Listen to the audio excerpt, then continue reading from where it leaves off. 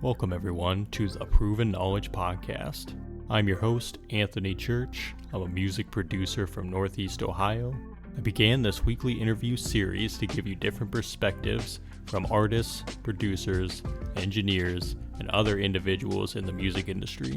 In each episode, we touch on not only what has helped the person succeed, but we also touch on what has shaped them into the person that they are today.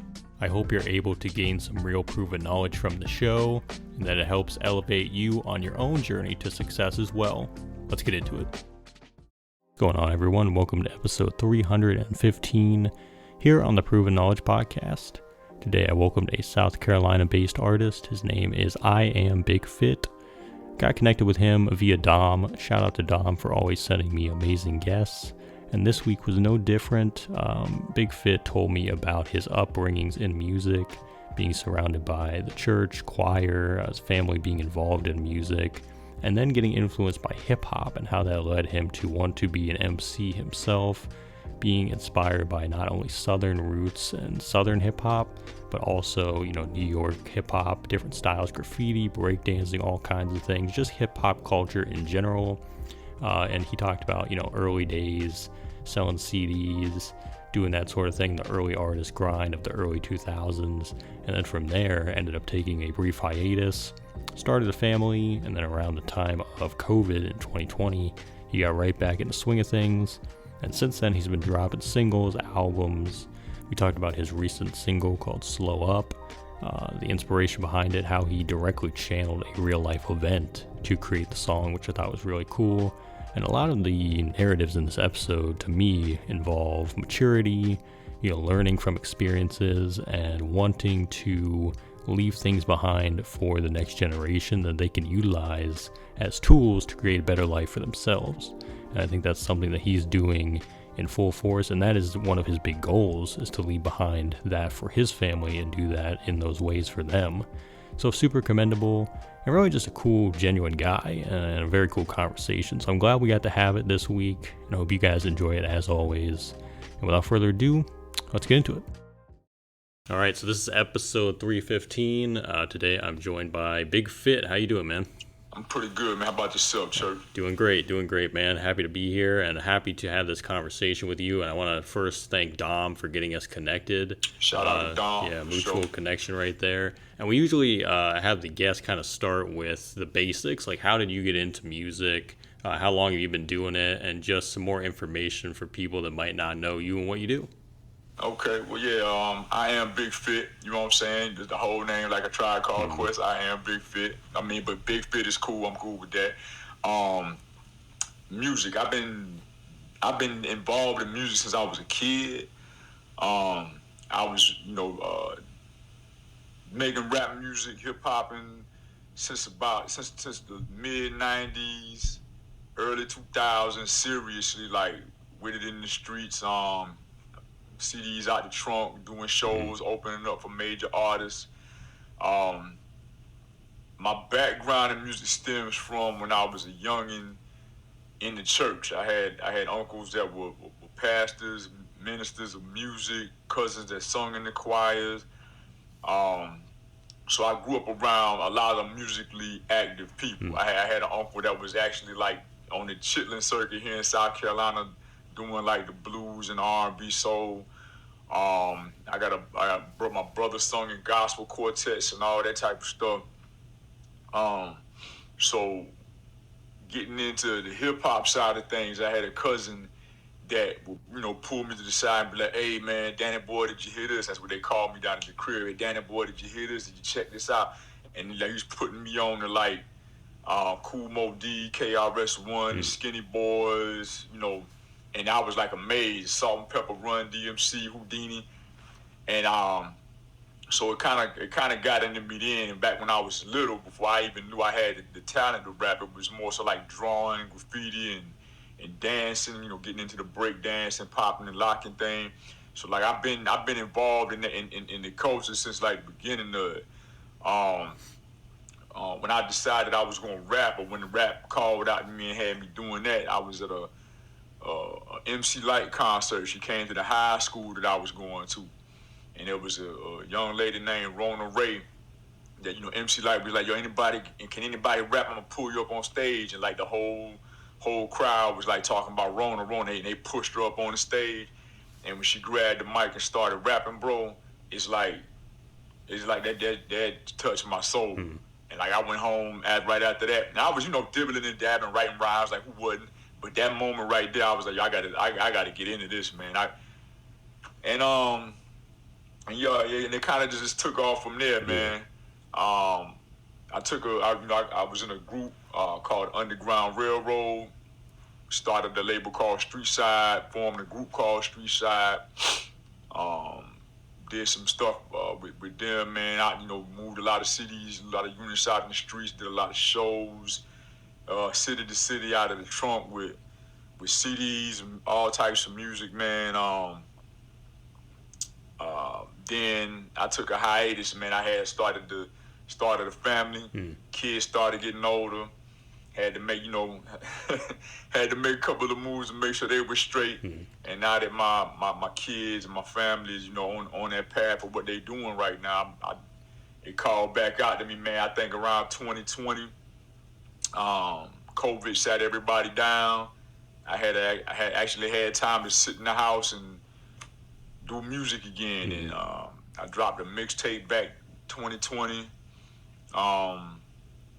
I dropped an album. I dropped some singles, and I got the single rolling now, and I got an album coming out. And all of a sudden, like another creative inspiration hit me, and I'm probably gonna put a mixtape, like a '90s version type mixtape out before I even do the album. So nice. Yeah, man.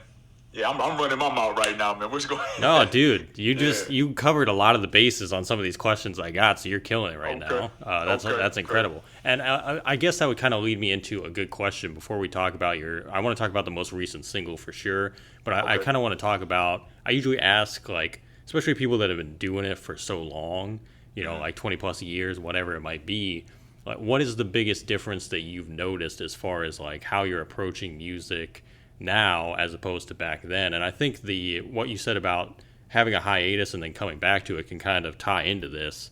What was the moment where, because you said like obviously during COVID, that's where you started to get reignited with the passion for wanting to do it.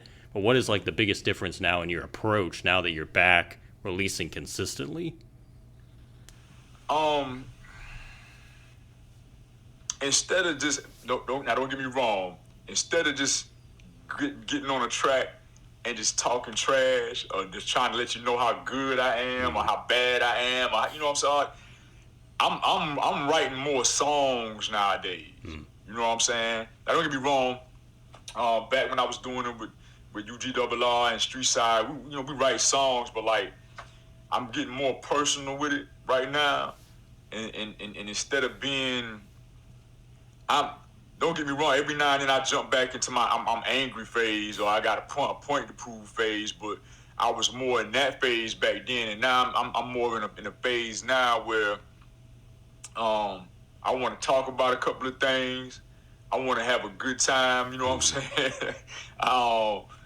So like my approach to it is different on that, in that aspect, that I don't feel like I got nothing to prove. Yeah. You know what I'm saying? But every now and then, when I jump back in the lab, I'll prove it. Yeah. Like I think this the mixtape work I'm doing right now. I'm jumping back into that a little bit in the mixtape phase. I'm grabbing other people's beats and just I'm still I'm still giving you subject matter, but every now and then I just jump in and show you, hey, I can still play with these words with the best of them. Yeah. Yeah. I feel like a lot of that too, it might have to do with like just maturation, like getting more mature over the years of like you went out, like you said, you started a family. It's a lot different than like before you even have kids or anything like that. So it's a totally different chapter of your life.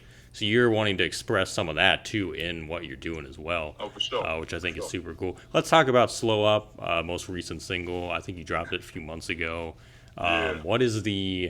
What's the concept behind it? I love the sound of it too. It's definitely, to me, it's more like an ode to like Southern hip hop as well, which is super cool. Yeah. Well, the song "Slow Up," man.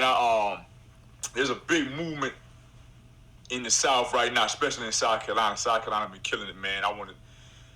The Southern soul, the line dancing, and don't get me wrong, that's been happening for a long time. The rest of the world just catching up with it. But in my city, it's a couple spots that they actually do line dance nights or whatever. The S-Bar, Legacy, a couple other joints. But like, the people go in, the DJ spins the music, they get the moving, line dancing, and it's just a real good time. The vibe, the energy. I would recommend anybody, if you haven't, you need to get to somewhere where they doing that Southern soul. Like, man, the vibe is just so great. Mm-hmm. I mean, it's like a family reunion with none of the drama. You know what I'm saying? So my daughter came home from school and was like, "Hey, I want to go out here. I want to take a couple of my teammates. Let's go out here." And I was like, "Cool." So I took them out there. Me and my old lady went out there with them, and the vibe in it that night. That particular night, the vibe was just so high. The energy level was just great. And it kind of like, I don't want to say infiltrated, but I soaked it up like heavy. And the track I got from a guy named A-Frame. He actually from California. So I was playing a couple of tracks from him just the next day, just vibing out, thinking like, all right, what I'm going to do next, what's going on. And when that track came on, it automatically took me back to the night before. Mm-hmm. And before I could get out of the truck and get to the door to come upstairs to start recording, I already had the hook in my head.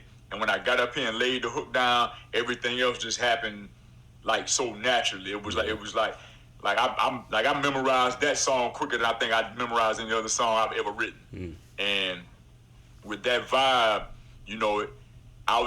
I jumped in and I was like, okay, I can do the Southern soul thing. I was part of it since growing up, church-wise, the quartets being around in the hole-in-the-wall clubs, all that type of stuff. But I wanted to put my own little twist on it. So you'll hear like a lot of hip-hop type references in the song. Well, I'm still giving you like a Southern soul. I'm giving you the melodies with my voice. But when I'm talking about like throw your drink up in the air, throw it back like you just don't care. Stuff like that, just throwing like all little old school hip hop references in it. And then like that last part of the song, I'm giving you like, I'm actually barring you down for real. But I'm not taking it somewhere where you wouldn't understand. I'm just barring you down in a Southern soul fashion. So, I mean, the song is real fun. I love the song. It's actually a young lady from out this way named Karina Dykes. We call her KD. She actually came up with a line dance for it. And we just moving around with it right now, man. So the song is fun, it's fire, all that. Wanted to take a quick minute out of today's episode to let you guys know of a way that you can support the show, a way that you can donate some funds to us, starting at as little as $5 or more via our Ko-fi page. Now, we've been using Ko-fi now for a few years, and it's been a very effective way to generate some funds that we end up using for future guests, sponsors, just an overall way to keep this show as quality as it has been for the last several years, and we always appreciate any and all contributions. So if you go to ko-fi.com/The Proven Knowledge Podcast, that's ko-fi.com/The Proven Knowledge Podcast, you can donate, like I said, $5 or more. It gives you that option to do 10, 20, 30, or just type in whatever amount. Any contributions are appreciated. And, I do this show from the bottom of my heart for the love of it at the end of the day. But those funds are always, always welcome because they do allow us to do more and be more flexible with how we continue to grow this platform in the future. So I just wanted to let you guys know about that. The link will be in the description of the show notes of this episode you're listening to now. So definitely check it out. But without further ado, let's get back into the episode.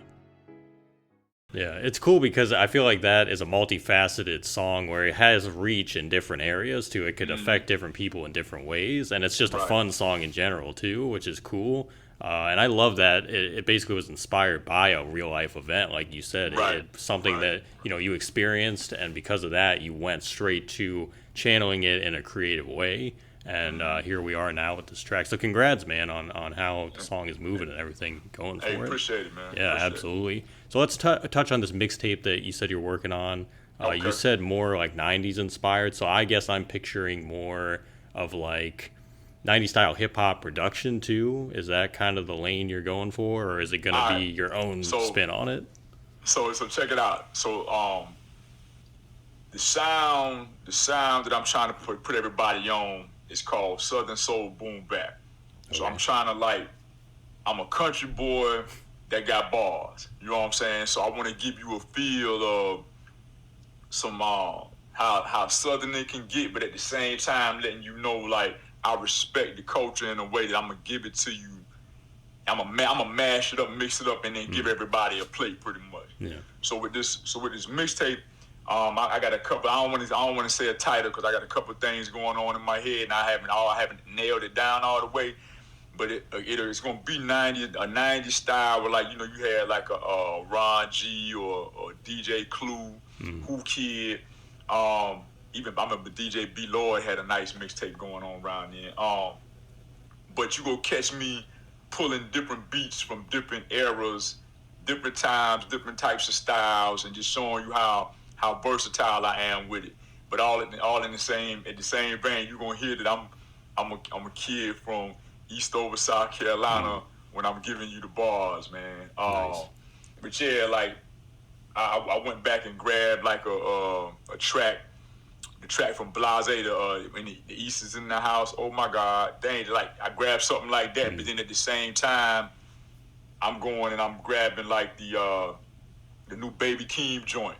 You know what I'm saying? With Kendrick, I'm grabbing beats from all over the place. I'm not gonna ever put myself in a box. Like if you go listen to my catalog out on Spotify, if you go to my Bandcamp, you'll see I'm not in a box at all. Like whatever cardboard box it was, I ripped it open, laid it down on the ground, and we all gonna break dance on it for real. A lot of versatility there with the sound, which is great. That's awesome, man. And does it have a tentative title or a release date? Is there a time we can expect it? I mean, it's probably gonna be pretty soon. Like I said, I have a couple of titles in my head. I don't really want to say what the title is gonna be right now. But it's probably gonna be pretty soon, man. I'm in the right now. I think I may be 7 or 8 songs deep. Nice. I ain't gonna do too much over everybody else's tracks. I want to give you a sample of what's going on. The mixtape might not even be that long, but just enough to let you know, hey, this is how I'm coming. Yeah, for sure. So it's something to be on the lookout for. And again, sure. I'm definitely excited to hear it because you're selling me on it right now with the concept. So it's gonna be it's gonna be very interesting to hear, man. And is there anything else you got coming out, maybe for the second half of the year, or anything you're excited about that you're working on? Now I am. The album that I'm working on, man, it's actually the album is finished. I just got the last song that I sent out to be mixed and mastered. I got it back a couple days ago. I just want the buzz to be as big as it can before I drop it, because there's some things on this album I think the world needs to hear, man. Nice. And I just want to make sure it's buzzing right. So the title of the album is actually going to be called the Southern Soul Boom Bap Expo. You know, because it's again, I'm giving you that mashup, and now I'm about to put it on display for you, so you can understand what the sound is. Yeah. And it gives you everything from talking to you in a way where you can understand and get a little piece of knowledge, all the way to, hey man, somebody pull the boom box out, turn it all the way up, and let's party real quick. Have a party. So I like to explain it. When people ask me what is the album like, I'm like, it's like a cookout, and everybody in your family is there, and by the time you leave, somebody gonna tell you how to live your life. Somebody gonna try to slide you something to drink. Somebody's over in the corner smoking some weed. You know what I'm saying? There's plates being fixed in the kitchen, so your belly gonna be full. It may be a little drama before everything, but you're gonna get everything you need in that family atmosphere. Your uncle gonna be there talking to you. Your cousins are gonna be there hyping you up. Everybody gonna hit the Soul Train line. It's just that album has all that in it. And I'm wanting everybody. I want to invite everybody on there so they can get a taste, man. Nice. All I know is that the cover art's got to be pretty cool for that, whatever it's gonna be. Oh yeah. Yeah. Yeah. I got a couple ideas with that. Nice. With that too, man. Yeah. Got a couple ideas with that. I just want to make sure it's all right. Yeah, man. that's awesome, man. Well, early congrats on that as well. Definitely you, man. gonna be looking forward to both the mixtape and the album coming soon. And I think it's a good time to get into the last few questions here. These are ones I ask on every single episode. The first one is, if you could go back 10 years ago, give yourself any piece of advice, or maybe not change anything at all, what do you think you would do? I can go back 10 years ago, give myself a piece of advice.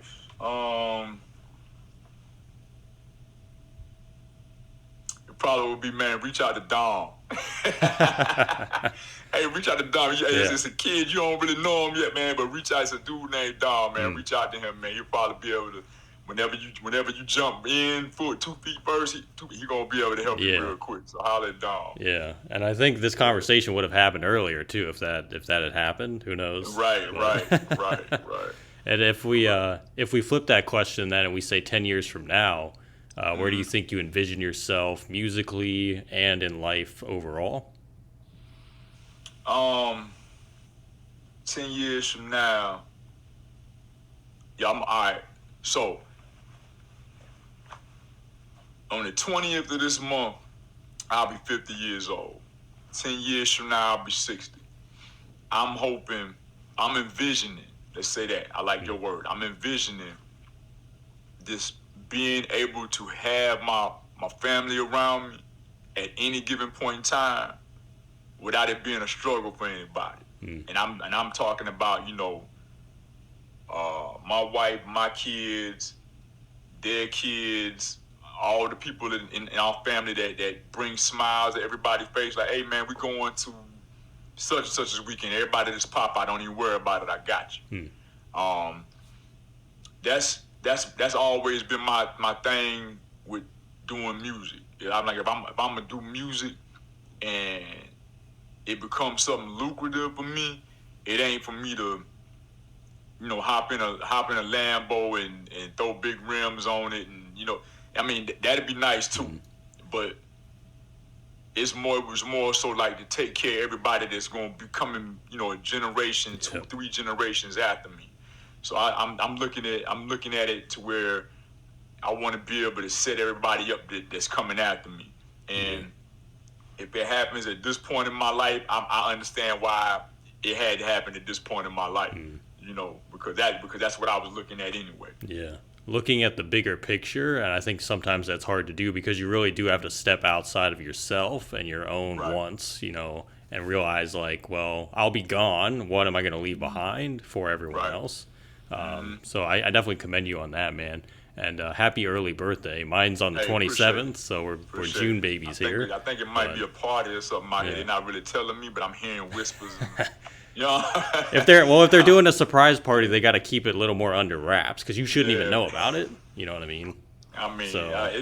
It's all good. Yeah. Hopefully you do it up big though, man, because that's awesome. That's awesome. I appreciate it, man. I appreciate that. Absolutely. And before we get out of here, do you have any final words of wisdom for the listeners? Hey, man. Life will come at you. Life will throw you curveballs. Life will have a way of changing your perspective in an instant. Be grateful. Be grateful about it all, because what I thought I was going to be doing when I thought about it at 16, it turned into a bunch of different other things that I would never have expected to happen. And I've had great times. I've had bad times. I've had like just mediocre days. But when I look back at it all, man, it was a hell of a ride. So like, be grateful for it, man. Be grateful, and it'll all work out for you, man. Be grateful about it all. I always think about that saying, a bad day doesn't equal a bad life. You know what I mean? Yeah. I swear. So there's always a lot more good than bad. It just depending on how you're looking at it and how you're moving throughout life. So I think you're doing that, man. And I want to say thanks again for stopping by, and I'm excited to see, the new music coming soon and everything you got going. And congrats on everything again, man. For sure, man. Hey, whenever it all begin to pop off, I'll send you like advanced copies and all that stuff, man. So you can check it out, bro. I'm excited to hear, man. Just want to say thank you for tuning in today. Be sure to hit that coffee link in the description of this episode if you'd like to donate any funds.